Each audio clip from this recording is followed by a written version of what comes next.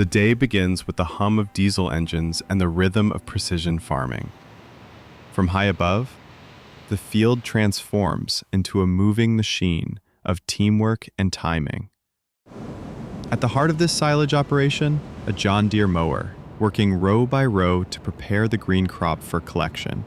Next, the CLAAS silage harvester enters the scene, a powerful self-propelled unit that chops the freshly cut forage into compact, transportable pieces. The drone follows as the picker moves in sync with a trailing truck, carefully blowing silage from its chute into the truck bed while in motion.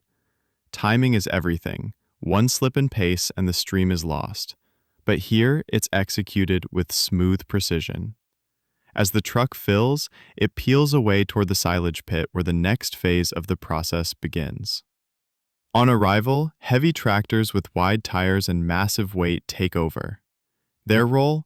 Compact the chopped forage layer by layer, squeezing out air to prevent spoilage and promote ideal fermentation. Each pass packs the silage tighter, creating the dense, oxygen-free environment needed to preserve nutrients until it's time to feed the herd. From the air, the choreography is unmistakable. One machine harvests, another hauls, others compress. This is modern agriculture at scale,